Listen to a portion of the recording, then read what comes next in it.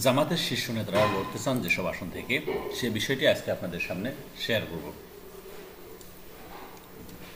আগামী ফেব্রুয়ারির প্রথম দিকে অনুষ্ঠিত হবে ত্রয়োদশ জাতীয় সংসদ নির্বাচন। প্রধান রাজনৈতিক দল ও তাদের সমমনা দলগুলো ইতিমধ্যে ঘোষিত রোডম্যাপে প্রস্তুতি প্রকাশ করেছে, সেই সঙ্গে শুরু করেছে নির্বাচনের প্রস্তুতি। এদিকে জামাত ইসলামী ও ইসলামী আন্দোলন সহ এনসিপি সহ কয়েকটি ইসলামী ও সমমনা দল নির্বাচন ঘোষিত সময়সীমাকে ইতিবাচক বললেও তফসিল ঘোষণার আগে জুলাই সনদের আইনভিত্তি পিআর পদ্ধতির নির্বাচন, দৃশ্যমান সংস্কার সমূহ, বিচারসমূহ বিভিন্ন দাবিতে রয়েছে সোচ্চার। গোলটেবিল বৈঠক, সংবাদ সম্মেলন, আলোচনা সভাসহ নানা ফোরামের এসব ইস্যুতে সরব রয়েছে তারা। নির্বাচনের প্রস্তুতি থেমে নেই তারা।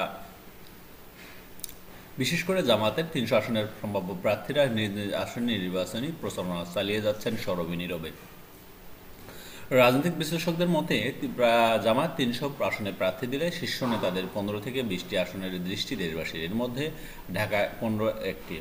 রাজধানীর কাফরুল, মিরপুর এলাকা নিয়ে গঠিত ঢাকা ১৫ আগামী নির্বাচনে লড়বেন জামাত আমির ডাক্তার শফিকুর রহমান। ২০১৮ সালে নির্বাচনে তিনি এই আসনে প্রতিদ্বন্দ্বিতা করেন, তবে তার আগে ১৯৯১-৯৬ সালে ডাক্তার শফিকুর রহমান মৌলভীবাজার ২ কুলাউড়া আসনে নির্বাচন করেন। দলটির নায়েবে আমির অধ্যাপক মুজিবুর রহমান রাজশাহী ১ গোদাগাড়ী তানোর আসন থেকে ১৯৮৬ সালে সংসদ সদস্য নির্বাচিত হন।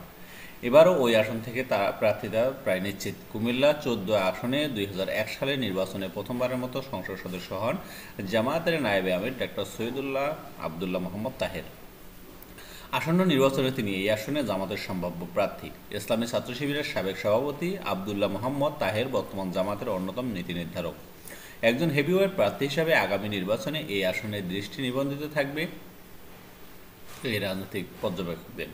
খুলনার ফুলতলা ডুমুরিয়া উপজেলা গঠিত ৫ আসন। ২০০১ সালের নির্বাচনে এই আসন থেকে প্রথমবারের মতো সংসদ নির্বাচিত হন জামাতের সেক্রেটারি জেনারেল অধ্যাপক গোলাম মিয়া পরওয়ার। আগামী নির্বাচনে তিনি এর সঙ্গে দাঁড়িপাল্লা মার্কা নিয়ে লড়বেন বলে জানা গেছে। জামাতের সহকারী সেক্রেটারি জেনারেল ডক্টর এইচ.এম. হাজী হামিদুর রহমান আজাদ ২০০৮ সালে কক্সবাজার ২ কুতুবদিয়া মহেশখালী আসন থেকে নির্বাচিত হন। আগামী নির্বাচনে এই আসনে তার প্রার্থিতা প্রায় নিশ্চিত। ছাত্র শিবিরের সাবেক সভাপতি হামিদুর রহমান আজাদ একজন হেভিওয়েট প্রার্থী, বর্তমান জামাতের প্রথম সারির অন্যতম নীতি নির্ধারক। তার এই আসন নিয়ে আগামী নির্বাচনে যথেষ্ট কৌতূহল থাকবে রাজনৈতিক অঙ্গনে। অবিভক্ত ঢাকা মহানগর জামাতের আমির মাওলানা রফিকুল ইসলাম খান বর্তমান জামাতের সহকারী সেক্রেটারি জেনারেল। সিরাজগঞ্জ ৪ উল্লাপাড়া আসনে তিনি দাঁড়িপাল্লা প্রতীকে লড়বেন বলে জানা যায়। তিনি গুরুত্বপূর্ণ প্রার্থী হিসেবে দৃষ্টিতে থাকবেন পর্যবেক্ষক মহলের। ফাঁসির মঞ্চ থেকে রাজনৈতিক ময়দানে ফিরে আসা জামাতের নির্বাহী পরিষদের সিনিয়র সদস্য এটিএম আজহারুল ইসলাম রংপুর ২ তারাগঞ্জ বদরগঞ্জ আসনের দলের সম্ভাব্য প্রার্থী।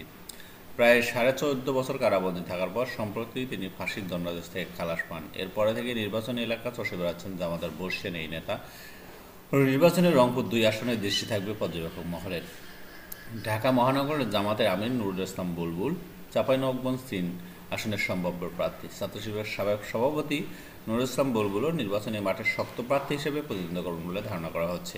এছাড়া তরুণ ও আলোচিত প্রার্থী হিসেবে ভোটের মাঠে দেখা যাবে সিলেট বিয়ানীবাজার ঢাকা মহানগরের আমির সেলিম উদ্দিন, সুনামগঞ্জ দেরিশাল্লা আসনে অ্যাডভোকেট শিশির মনির, পিরোজপুর মাসুদ সাইদি, পিরোজপুর ২ শামীম সাইদি, পটুয়াখালী ২ আসনের doctor secretary doctor Shafiqul Islam Masud, Kushtia ৩ সদনে মুফতি আমির হামজাকে। জামাতের শীর্ষ নেতারা লড়তে চান এই দেশটাকে শান্তিময় করার জন্য, এই দেশে যাতে ভবিষ্যৎ ইসলামী আইন শাসন কায়েম হয়, সেই ধারায় মানুষ যেন স্বাভাবিকভাবে থাকতে পারে, তারা এই নির্বাচন করতে চায়। আসুন, যদি তাদের এই নিয়ত সত্ত্বে আমরা আসলে সকলে সহযোগিতা করি, জামাত ইসলামকে এমন একটি পর্যায়ে নিয়ে যায় যেখানে দেশের শান্তি ফিরে আসে। আজকে বন্ধুরা, ভিডিওটি ভালো লাগলে অবশ্যই শেয়ার করুন।